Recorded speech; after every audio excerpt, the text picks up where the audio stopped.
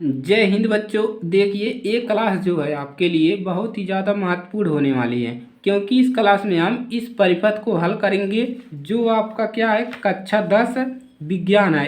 अध्याय 11 में आपको विद्युत विद्युत के चैप्टर में आपको उदाहरण पे मिल जाएगा 11.9 में, और पेपर में आएगा, ये कन्फर्म है। तो इस प्रश्न को आप लोग को तैयार कर लेना है। इसी प्रकार के आपको परिपथ मिलेगा, प्रश्न में भी आपको दिया रहेगा इस प्रकार से, और इसमें आपसे जो पूछेगा उसको निकालना रहेगा। तो चलिए देखते हैं प्रश्न क्या है। देखिए देखिए आपके यहाँ क्या लिखा है, चित्र 11.12 में, यानी कि 11.12 में चित्र में R1 बराबर 10 ओम, R2 बराबर 40 ओम, और R3 बराबर 30 ओम, और R4 बराबर 20 ओम तथा R5 बराबर 60 ओम है, तथा प्रतिरोधों को इस विन्यास को 12 वोल्ट से संयोजित किया गया है। यानी कि 12 वोल्ट की बैटरी से इसको संयोजित किया 12 वोल्ट की बैटरी से इसको संयोजित किया गया है। इसको यहाँ पर लिख दीजिए 12 वोल्ट, यहाँ पर 12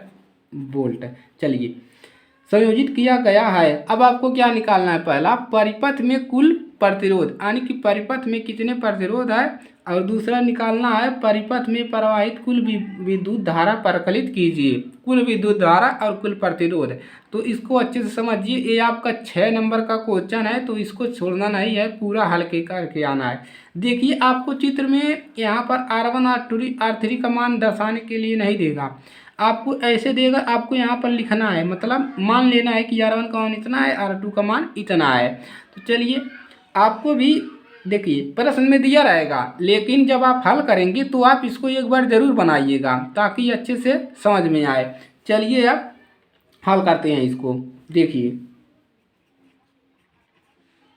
हल हल करेंगे। अब देखिए, सबसे पहले हम इसका मान दर्शा देते हैं कि मान कितना दिया है।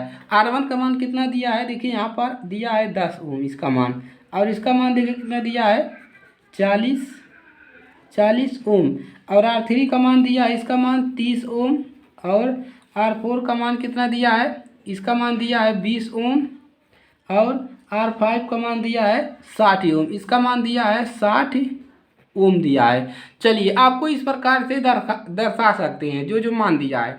अब देखिए, आपको निकालना है परिपथ में कुल प्रतिरोध, तो कैसे निकलेगा। देखिए, यहाँ पर भी अलग, आपको देखिए यहाँ पर समांतर क्रम में जुड़ा हुआ है, और ये भी समांतर क्रम में जुड़ा हुआ है, तो कैसे निकलेगा।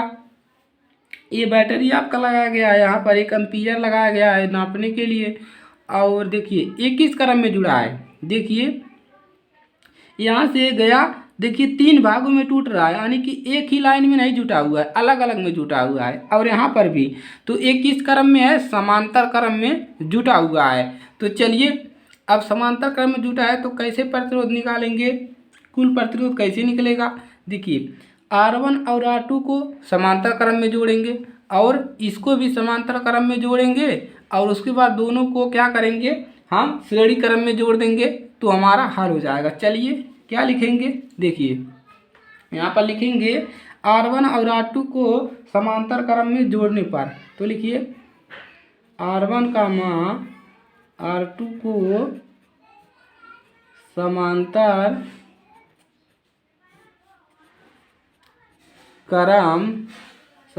क्रम में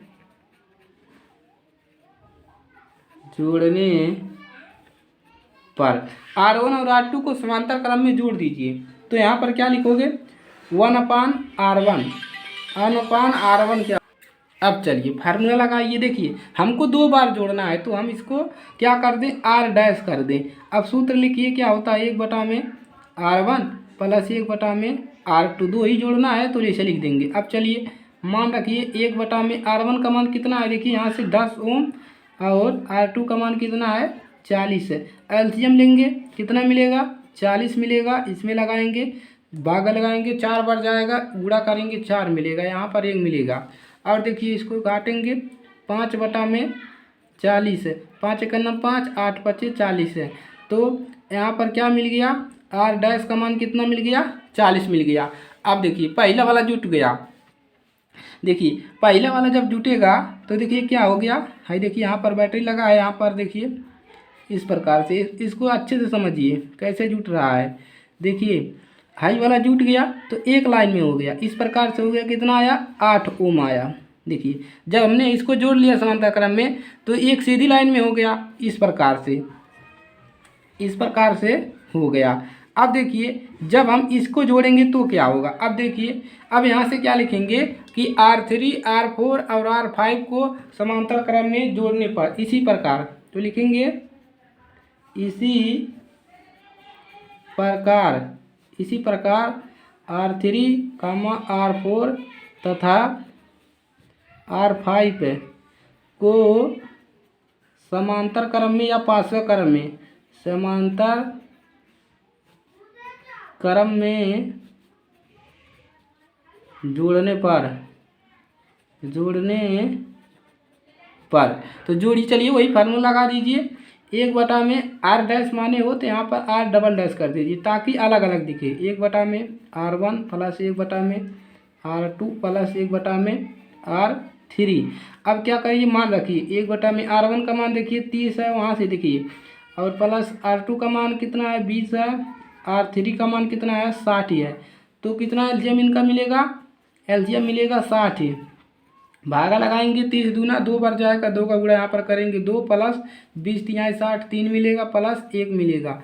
अब देखिए यहाँ से क्या मिल जाएगा, देखिए 5 और 1 6, 6/में 60, 6 का नम 6, 10 6 60, कितना मिल गया 10 ओम। यानी कि यहाँ से लिख देंगे R डबल डैश 1/में R डैश का मान इतना मिला, यहाँ पर भी लिख दीजिए, और यहाँ पर R डैश का मान मिल गया 10 ओम, यहाँ से मिल गया। अब हम निकालेंगे कुल प्रतिरोध। अब क्या निकलेगा, इसी प्रकार कुल प्रतिरोध। अब लिखेंगे इस प्रकार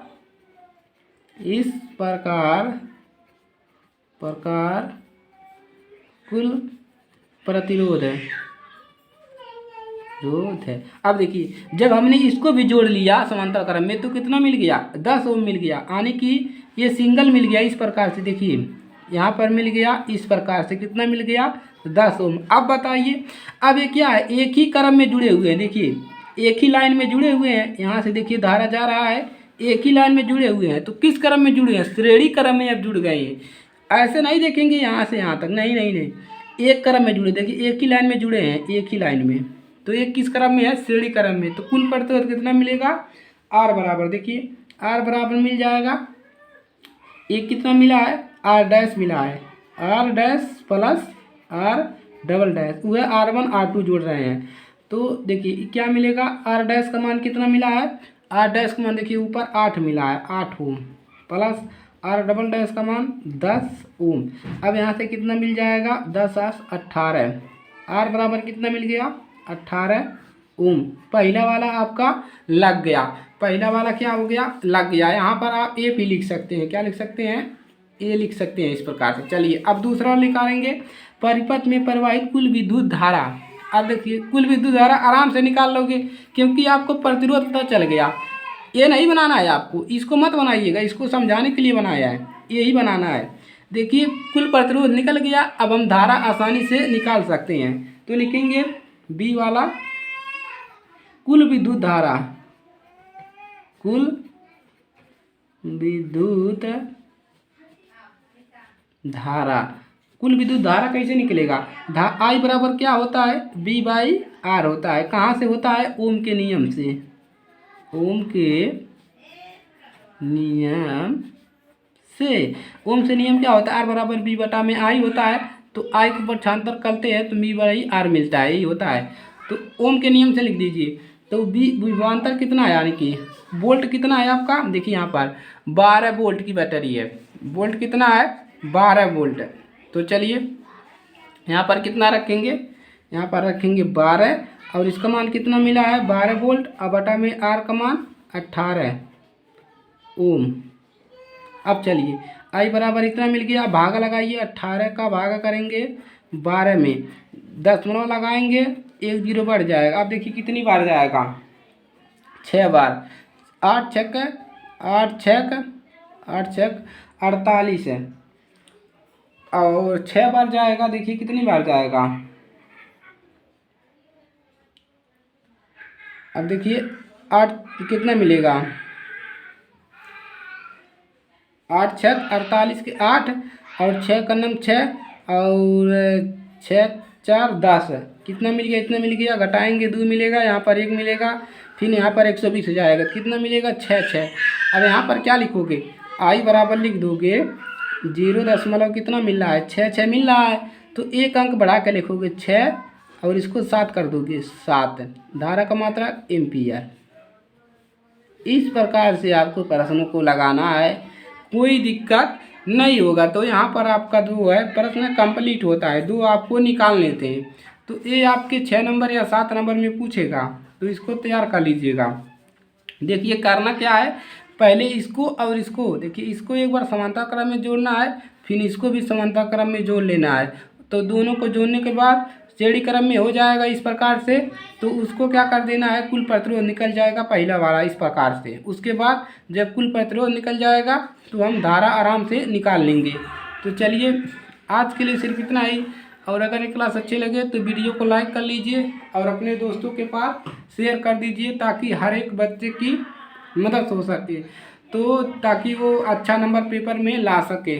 तो चलिए आज के लिए सिर्फ इतना ही, मिलेंगे नेक्स्ट क्लास में, तब तक के लिए जय हिंद जय भारत।